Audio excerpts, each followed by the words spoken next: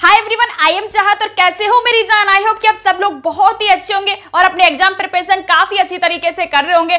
दोस्तों आज का टॉपिक आपके लिए काफी स्पेशल रहने वाला, काफी इंपॉर्टेंट ये टॉपिक आपके लिए रहने वाला। आज का इस वीडियो का टॉपिक है रटना बंद करो, 3 स्मार्ट तरीके से याद करो। दोस्तों बहुत सारे स्टूडेंटों की ये प्रॉब्लम है कि कुछ चीज समझ में नहीं आ रही तो रटने लग जाते या फिर आपके साथ ऐसा होता है कि आप रट कर तो जाते हो पर एग्जाम में भूल जाते हो।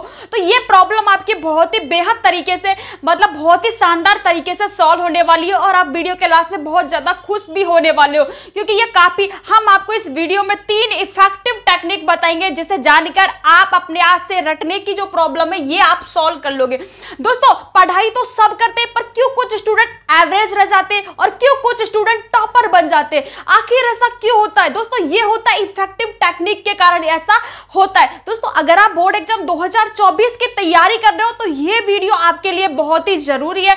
और दोस्तों अगर आप कंपटीशन एग्जाम की तैयारी कर रहे हो, यूपीएससी, आईआईटी, नीट की तैयारी कर रहे हो तो ये वीडियो आपके लिए बेहद जरूरी है। वीडियो को आखिरी तक देखिएगा क्योंकि हर एक पॉइंट एक दूसरे से लिंक है, एक दूसरे से जुड़ा हुआ है, तो वीडियो को आपको कंप्लीट देखना है। दोस्तों मुझे पता है इस वीडियो को 10% लोग ही आखिरी तक देखेंगे जो अपने गोल को अचीव करना चाहते हैं, यानी कि अपने रिजल्ट को थोड़ा बेहतर बनाना चाहते हैं, अपनी लाइफ में अपने दम पर कुछ करना चाहते हैं, वो लोग ही बस इस वीडियो को आखिरी तक देखेंगे।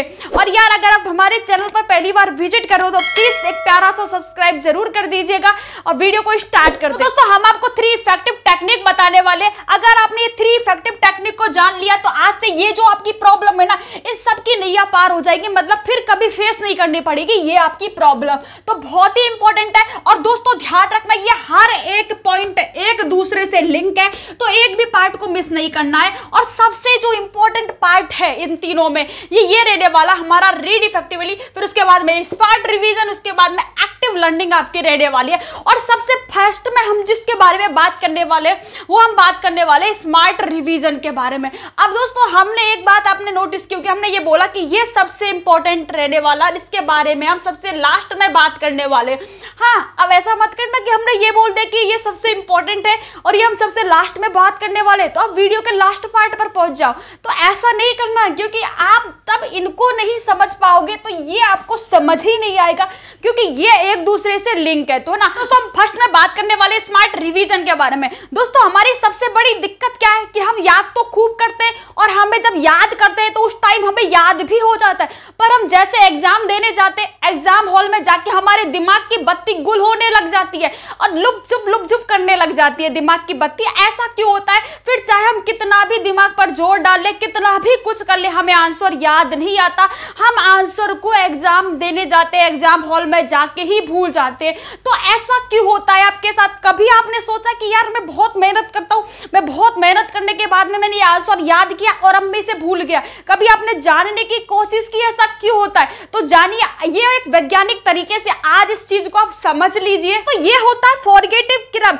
जैसा आप देख रहे होंगे कि जब हम किसी चीज को याद करते हैं तो वो तुरंत हमें 100% हमें याद हो जाती है, लेकिन 20 मिनट के बाद में वही चीज हमें 58% याद रहती है। और 1 महीने के बाद अगर हम बात करें तो वो हमें मात्र 21% ही याद रहता है।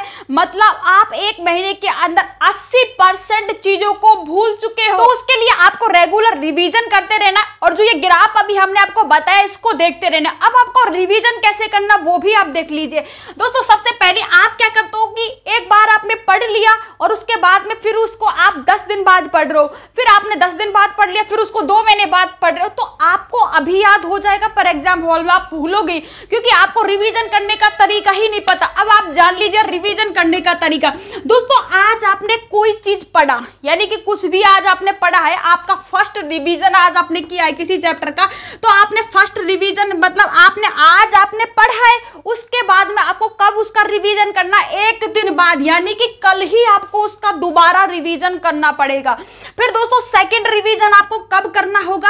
3 दिन बाद आपको सेकंड रिवीजन आपको 3 दिन बाद करना होगा। उसके बाद में थर्ड रिवीजन है वो आपको 7 दिन बाद करना होगा और 4th रिवीजन है वो आपको 15 दिन दिन बाद करना होगा और फिर आप वो उसको कभी नहीं भूल सकते। ये एक बार आप अप्लाई कीजिएगा, एक बार इस बात को मान लीजिए हमारी और इस काम को करके देखिए, फिर आप कभी नहीं भूलोगे। आप मिस्टेक करते हो, आप गलती करते हो, एक दिन आपने याद कर लिया, फिर आप गए 20 दिन बाद याद करो, तो यार ऐसे तो आप भूलोगे ही।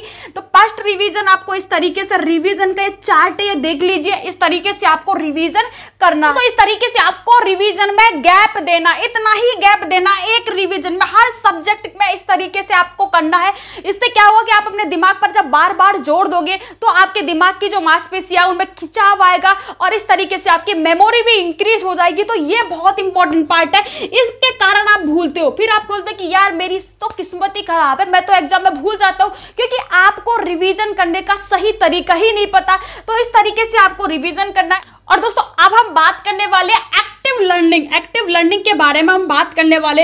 दोस्तों आपने ऐसा तो काफी बार सुना होगा कि बोल बोल के पढ़ना चाहिए, तुमको जल्दी याद होगा। अब दोस्तों जब आप बोल बोल कर पढ़ते हो तो आप क्या करते हो, किसी भी चीज को, किसी भी लाइन को एक मंत्र की तरह जपने लग जाते हो, बार बार उस लाइन के पीछे पड़ जाते हो जब तक कि वो आपको रट नहीं जाती, और तब तक उस लाइन को बार बार बोलते रहते हो। लेकिन दोस्तों रुको, ये एक वैज्ञानिक तकनीकी से, वैज्ञानिक तरीके से बिल्कुल भी सही नहीं है। ये एक बहुत ही गलत तरीका है बोल बोल कर पढ़ना और चीजों को मंत्र की तरह बोलते रहना, मतलब किसी भी आंसर को मंत्र की तरह बार बार बोलते रहना, ये एक बिल्कुल सही तरीका नहीं है।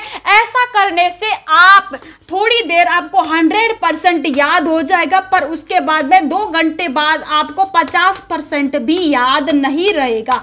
तो आपको करना क्या है, आप जो भी सब्जेक्ट आप पढ़ रहे हो, जो भी टॉपिक आप पढ़ रहे हो, जो भी चैप्टर आप पढ़ रहे हो, उस चैप्टर में जो भी इंपॉर्टेंट चीजें हैं, जो इंपॉर्टेंट आपको लग रहा है कि यार ये इंपॉर्टेंट चीजें हैं, तो आपको क्या करना है, आपको उसमें अंडरलाइन कर लेनी है। जो इंपॉर्टेंट चीजें उसमें आपको अंडरलाइन कर लेनी है, सेलेक्ट कर लेनी है। अब जब आप इंपॉर्टेंट चीजों को सेलेक्ट कर लोगे तो उन इंपॉर्टेंट चीजों को फिर समझने की कोशिश करो, उन इंपॉर्टेंट चीजों को देखो। दोस्तों आपको सारी चीजें नहीं पढ़नी, सारी चीजें नहीं समझनी, ऐसा नहीं कि जो लिखा है बुक में वो सब कुछ समझ लो।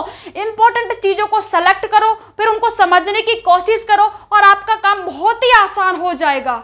पहला तो आप जो लॉन्ग आंसर याद करते हो उनको याद करने में इस तरीके से आपको बहुत ही आसानी हो जाएगी, क्योंकि आपको इंपॉर्टेंट चीजें पता चल जाएगी उस चैप्टर में, और जो इंपॉर्टेंट चीजें आप उनको समझकर याद करोगे तो बहुत आसानी से आपको याद हो जाएगी। और जो भी कंपटीशन एग्जाम की तैयारी कर रहा है तो इस टेक्निक को अपना के वो चीजों को लंबे समय तक याद रख सकते हैं। अब हम सबसे इंपॉर्टेंट पार्ट के बारे में बात करने वाले, रीड इफेक्टिवली के बारे में बात करने वाले हैं। दोस्तों आप सबसे ज्यादा जो मिस्टेक करते हो, इसी चीज में मोस्टली स्टूडेंट गलती करते हैं। दोस्तों आप क्या करते हो, आप किसी चैप्टर को, किसी भी सब्जेक्ट के किसी भी चैप्टर को पहली बार पढ़ते हो तो आप पहली बार में उसको याद करने की कोशिश करते हो। आपकी कोशिश रहती है कि आप उसमें से कुछ ना कुछ याद कर लो, और ये आपकी सबसे बड़ी गलती रहती है। आप अपने दिमाग को लगाते रहते हो लगातार कि कुछ याद हो जाए, कुछ याद हो जाए, कुछ याद करने की कोशिश करते हो। ये सबसे बड़ी मिस्टेक आप यहां पर करते हो, क्योंकि जब आप किसी चैप्टर को पहली बार पढ़ते हो तो आपको हर एक लाइन इंपॉर्टेंट लगती है और आपका दिमाग हर एक लाइन को याद करने की कोशिश करता है। और दोस्तों आप सभी को पता है कि हर एक चैप्टर में 100% कुछ भी इंपॉर्टेंट नहीं होता, कुछ चीजें इंपॉर्टेंट होती है। हर चैप्टर में 100% चीजें इंपॉर्टेंट नहीं रहती। अब आप सभी को पता है कि हमारे दिमाग की भी एक कैपेसिटी होती है, और इसमें क्या होता है कि जब आप इंपॉर्टेंट चीजें नहीं होती तो वो क्या करता है कि आपके दिमाग की कैपेसिटी में वो अनइंपॉर्टेंट चीजें चली जाती है जिनको आप याद करने की कोशिश करते रहते हो। दोस्तों तो सबसे पहले तो आपको क्या करना है कि जब भी आप किसी चैप्टर को पढ़ो तो पहली बार ओनली आपको पढ़ना ही है, कभी भी याद नहीं करना, ताकि जब आप उसको पहली बार पढ़ोगे तो आपको ये चीजें पता चल जाएगी कि इसमें क्या इंपॉर्टेंट है, क्या इंपॉर्टेंट नहीं है। और जब आप डायरेक्ट याद करने की कोशिश करते हो तो आपको सारी चीजें ही इंपॉर्टेंट लगती है, चाहे वो इंपॉर्टेंट हो या ना हो। तो इसलिए सबसे पहले आपको चैप्टर को ओनली एक बार रीड करना है, उसके बाद में आपको याद करने की कोशिश करनी है। अगर इंपॉर्टेंट चीजें आपको चैप्टर में से याद करनी है। तो जब भी आप कोई चैप्टर पढ़ रहे हो तो उस चैप्टर को पढ़ने से पहले प्रीवियस ईयर के वो आप पेपर देख सकते हो। उससे क्या होगा कि आपको सारी चीजें जो इंपॉर्टेंट चीजें होंगी वो आपको पता चल जाएगा। तो मेरा कहने का मतलब सीधा सा ये है कि जब भी आप किसी चैप्टर को पहली बार पढ़ते हो तो उसको पढ़ो, ओनली याद मत करो। जब आप पढ़ोगे तो आपको चैप्टर समझ में आ जाएगा और ज्यादा टाइम आपको लगेगा भी नहीं, फिर आपको याद करने में थोड़ी आसानी रहेगी। तो आज का ये वीडियो आपको कैसा लगा कमेंट सेक्शन में कमेंट करके जरूर बताना है। आई होप कि वो वीडियो पसंद आया होगा। तो आज की वीडियो में इतना ही, मिलते हैं नेक्स्ट वीडियो में, तब तक के लिए दोस्तों bye bye, take care, love you दोस्तों।